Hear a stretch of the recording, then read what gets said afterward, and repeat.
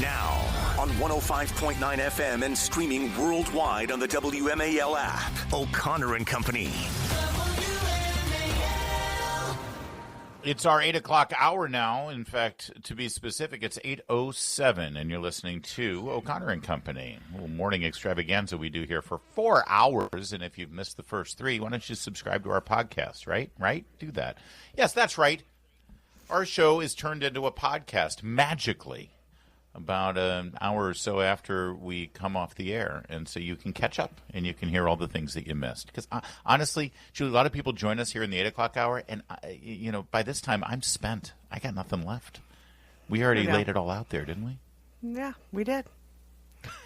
Julie's like, don't drag me into this. Don't drag me into it. Yeah. I'm kidding. 4 hours of absolute excellence beginning to end. Top of our game. Joining us right now, Steve Milloy. Now, he was part of the Trump-Pence EPA transition team, and he focuses on environmental and science issues on a regular basis. And so that's why we wanted to pick your brain about this decision, which sure seems like a real big deal coming out of the EPA. Administrator Lee Zeldin announced yesterday that they're moving to reverse this 15-year policy of looking at CO2, literally the air that we breathe, as a pollutant. First of all, Steve, thanks for joining us. Is this a scientifically based decision? Like, you may agree with global warming and climate change and carbon emissions being part of the greenhouse gas effect, but that doesn't mean that breathing out is actually polluting the air, right? Can't you sort of figure out another way without actually regulating literally our breath? Well, good morning, Larry and Julie. This is a huge moment for people like me. I've spent the last 30 years fighting this climate hoax. President Trump calls it climate hoax. We don't think it's a scam to give the government control over our lives. And in 2009, the Obama administration tried to make a scientific issue with this endangerment finding by saying that emissions of carbon dioxide are a threat to human health. Of course, we exhale carbon dioxide. Carbon dioxide is plant food. There is no scientific basis for saying that carbon dioxide, is causing global warming or worse weather or anything like that. Since this rule has been in place, the cost of electricity has skyrocketed. The cost of new cars has skyrocketed. I worked in the coal industry for a while. Tens of thousands of high-paid coal workers lost their jobs unnecessarily. Their communities were destroyed. The casualty list from this 2009 Obama rule is long, and where does everyone go back to get redress? It's great points all across the board, and of course, Al Gore led the way yesterday in criticizing this and wringing his hands and screaming that the sky is going to fall. But he's kind of been screaming that the sky is falling for, going on 3 decades now. Yeah, no, he really got climate hysteria going with his movie An Inconvenient Truth. And someone said yesterday what the Obama endangerment finding was really an inconvenient truth published in the Federal Register, turned into a federal regulation. And of course, that movie was ridiculous. If we were going to listen to Al Gore, we would not be using appliances. We would be, hanging our clothes on clotheslines to dry. It's just, it was just a ridiculous movie. But it became essentially federal law, and eventually turned into the Green New Scam with $1.2 trillion going to wind turbines and solar panels, which weren't changing the weather, just making electricity cost more. Steve, I think a lot of people see these changes, it's like the defunding of NPR and PBS and, some of the other things that Republicans have been asking for ages. And, this is a latest example of that.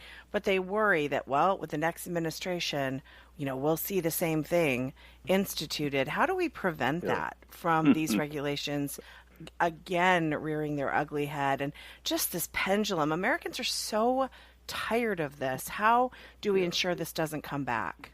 Well, that's a great question, and I would say the easy answer is just to vote Republican. But on a more real, it's really true. Every election is You're right. Every election is important now. Next year's midterms and then 2028, and I don't know when it's going to stop. I mean, we have a sort of a 50-50 country in a way. Well, I think that the Trump administration is on firm ground because there have been several Supreme Court decisions since 2009 that will doom the EPA rule and doom these rules coming back. Of course, unless the Supreme Court changes, but if you don't want that to happen, then you've got to keep voting Republican. It's just the way it is. Steve Milloy is our guest, and he posts, by the way, under the name Junk Science, which is fantastic. And he draws attention to a lot of the junk science that's driving regulations and policies. And just to keep it real here, though, vote Republican. Maybe now is the solution. But, when Obama's EPA put this in place, they were picking up where the George W. Bush EPA had already started, if I remember right. George W. Bush and a lot of Republicans of that era fell into the trap of wanting to please the media and please activists by saying, of course I agree with the science. Yeah, I'm not anti-science. I agree with the climate change. When actually the philosophy behind climate change is very anti-science. There was a time there when Republicans were dabbling in this as well. Well, yeah, the Bush administration was an era of really goofy Republicans, and while the Bush administration chose not to do the endangerment finding, they made enough mistakes that made it possible and resulted in the Supreme Court decision that allowed EPA to regulate greenhouse gases. Yeah. Since then, Republicans have come to their senses. The Supreme Court has made good decisions, and most recently, West Virginia versus EPA in 2022, which when this whole issue gets to the Supreme Court, the Trump administration will win. And the Obama endangerment finding will be history for good. Now, the left is very creative. They will come back with new stuff if they ever gain power again. So, eternal vigilance is the price of liberty. Yes. Okay.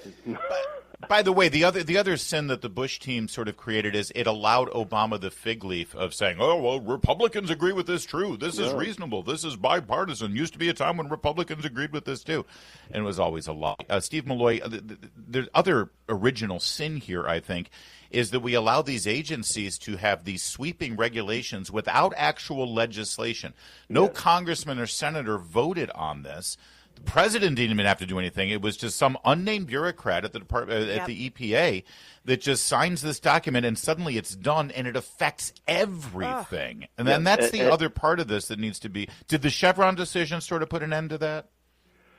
Well, the Trump administration is citing its low for bright enterprises as the decision that overthrew the 1984 Chevron decision, which gave agencies too much deference.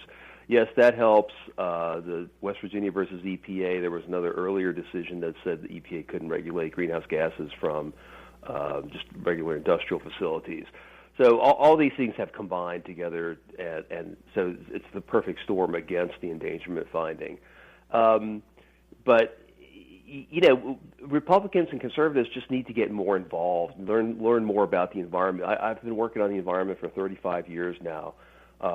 Conservatives tend not to think that it's very important, but yet the Greens use the environment to control everything we do, from our toilets to light bulbs to every appliance, the cars we drive to where we live, just everything about our lives. So the environment is very important in that way.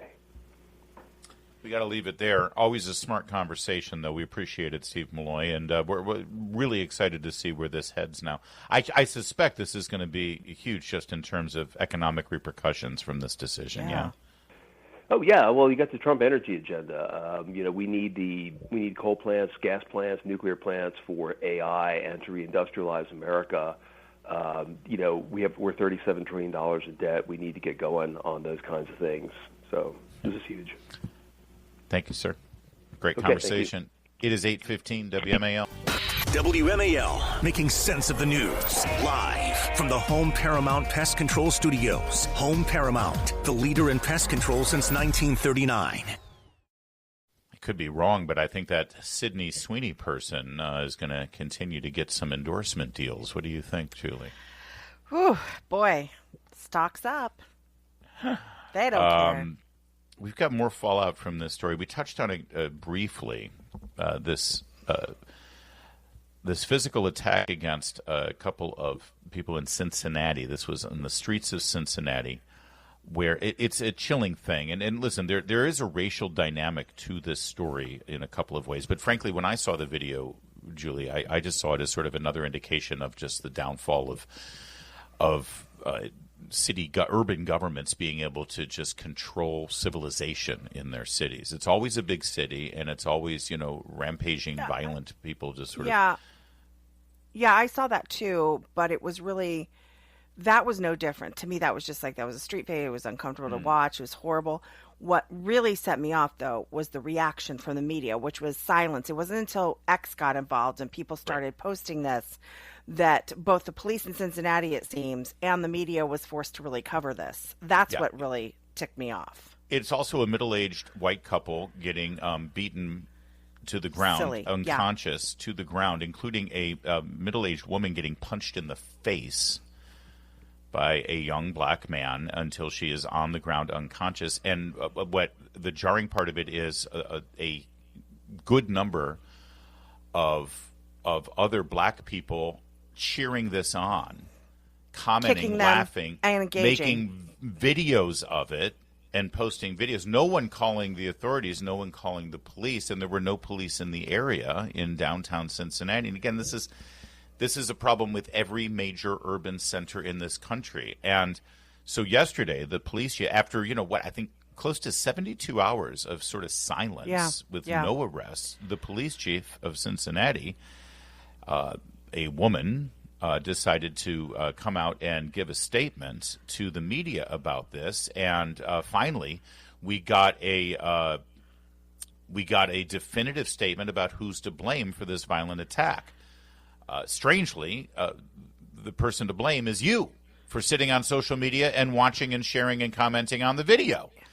And, according to the police captain there, the bartender, who apparently might have overserved the black man who was one of the more aggressive men assaulting the other man. It was because he was overserved. I can't believe this. Take a listen to Police Chief Teresa Thedage, who looks exactly how you'd suspect stereotypically this woman would look. Another topic I want to cover real quick. Social media and journalism and the role it plays in this incident. And yes, guys, that's you. That is you. Social media, the post that we've seen, does not depict the entire incident. That is one version of what occurred. Hold on. What context could possibly be missing from this story? Right, exactly. Is she suggesting they might have deserved it, Larry? Is that what she's saying? Well, a reporter finally asked a question and said, I'm sorry, you're saying that the videos that were on social media lack context and don't tell the whole story. Okay, so tell us. Fill in the blanks. What's missing? Here, listen. Social media, news media distorted the content of what actually happened. What exactly was distorted? I understand that there was multiple views of the video, but exactly what led up to this? I mean, what was distorted? Yeah, so I think by the irresponsibility with social media is it just shows one side of the equation. So all she does is repeat the same thing, but she doesn't actually say what that so-called other side is. These people were brutally beaten. I mean, it was. I couldn't watch the whole thing. It was so gross. It was so relentless and heartless, and the idea that she's now suggesting that these people, might have deserved it. That's the underlying commentary here. The mayor put out a statement that celebrated the diversity of Cincinnati and that all are welcome. And it's like, this is not the time to celebrate your diversity. This is the time to say the innocent should be protected and the violent criminals should get the book thrown at them. And, of course, all the damage control that these elected officials and politicians, and yes, the police chief is a politician. She's just an appointed politician. All the damage control has to do with, please, white tourists please keep coming downtown and spending your Right. money here. Come to our baseball games for the Cincinnati Reds. She Come did to the music festival. Multiple times she alleviated this man of guilt. She said, you didn't hear the whole thing, so there's another side, and also he might have been overserved. He was released, by the way. Yeah. He was released back into the community. Of course, because they've got another one of those liberal district attorneys who do that. That's what they do. And so it's really good to know that this woman, police chief in Cincinnati, is rationalizing abject violence against a woman. Domestic violence against a woman. A young man punching a middle-aged woman in the face unconscious is okay if the guy's got an excuse. And after all, she probably had it coming. Right. That's Cincinnati she had it coming. For you. And her skirt was short. There you go. But exactly. Vivek Ramaswamy, by the way, Republican running for governor of Ohio right now, he put out a statement. He's reached out to the victims, and that story's not going away. And I assure you, this police chief should be fired immediately for this behavior. Gross. It is 8:23. There was a scary tsunami warning that hit Hawaii and parts of the West Coast yesterday. And in Hawaii, a wealthy woman was asked to open her private road to allow people to get to safety. And, well, she wasn't so compliant. We'll give you the latest. It's Oprah, by the way. Keep it here. It's 8:30. WMAL FM, Woodbridge, Washington, a Cumulus media station. Making sense of the news. News Talk 105.9. News now. Now on 105.9 FM and streaming worldwide on the WMAL app. O'Connor and Company. It's 8:37. Hey, in 30 minutes, we're going to hand it off to this guy named Chris Plant. Perhaps you're familiar with him. Joining us right now is Julie Gunlock to talk about what she's making for dinner tonight. Julie? Not sure. Not sure yet. How you plan these things like 3 days in advance? Not always. Not always. I do have some ground turkey in the fridge. I'm sure I'll make some use of that. Ground turkey? What, do you have pets that you have to feed? What? Come on. Why do you ground turkey when you could ground beef? I know you live on a diet of steak, but I cut costs. I'm eating I have a cow to get through. True. When you buy the cow in advance, it's motivating. Yes. Gotta eat beautiful your cow. steaks. I'm jealous. My ground beef is just phenomenal. I've never had ground beef like this ground beef from this grass-fed Virginia cow from Rappahannock. Now, County. what's the fat content? Delicious. You don't know. I think it's 80. No, I think it's 80-20. I think I had them do 80-20. I mean, I know there's that on my diet. I'm not focused too much on the fat issue right now, and also I don't quite understand the issue with the fat content in ground beef because the fat cooks. A lot of it cooks off, and you drain it. It adds a lot of flavor, right? Not all of it, though, and it does give, even when it's cooking in it, it gives the meat a much better taste than very lean ground beef. So it does matter. It really does. Next time, I'm going to get ground beef with the organs. You can get it with the organs ground in. Really? Yeah, you can get the offal gets ground in with it, so you're getting all the nutrients from the liver and from the intestines and all that stuff. You really are going crazy. My goodness. You know what? It's working. That's going to make some mean, dirty rice. There you go. Oh, I should add that to the repertoire, but I'm trying to. I do my. Carbs are on I'm not no carb. I'm just right. Limited carbs. I am too. I did some New York strips. Meredith would be happy if every single day I just made her some protein, steak or chicken or what have you, with a little rice, and serve it over a bit of rice. She would be so perfectly happy every single day. I could make. I would be good on the all carb diet. I would be so good at that. Well, that was the food pyramid that we grew up with. That was my college diet. I went through a vegetarian. Yes. I went through a vegetarian phase, which just meant carbs. That was it, just pasta. I know. I love it when like Lizzo went through this dramatic weight loss recently, and part of it is because she went full all protein carnivore kind of diet. That's right. And she said, I used to be vegan, and I'm like, see. When you say you're vegan, it suggests that you're super healthy, but actually, it's permission to eat a lot of junk. I honestly, I always think vegans are lying. I think that they drink milk. They like a proper French pastry. I think they're lying.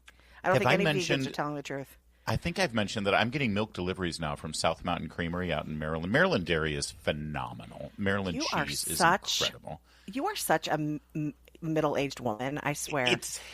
It's actually no, but I'm very popular with middle-aged women. They are. Have you been to the Birchmere when we do the Free Speech Forum?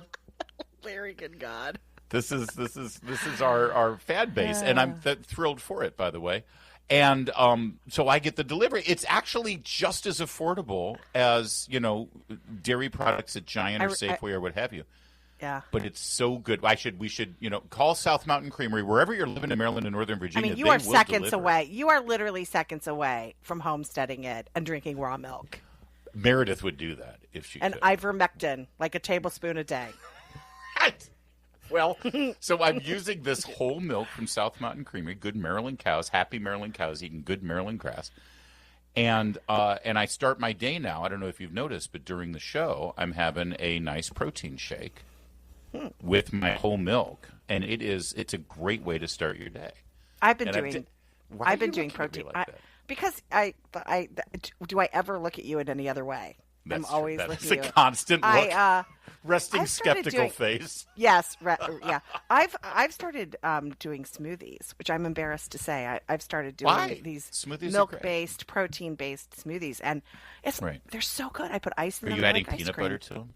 No, I don't add any of that. I just a little bit of fruit, protein, one of those protein drinks for like old people who are incontinent. Just make sure it's not tofu-based protein. Get whey-based down. Protein.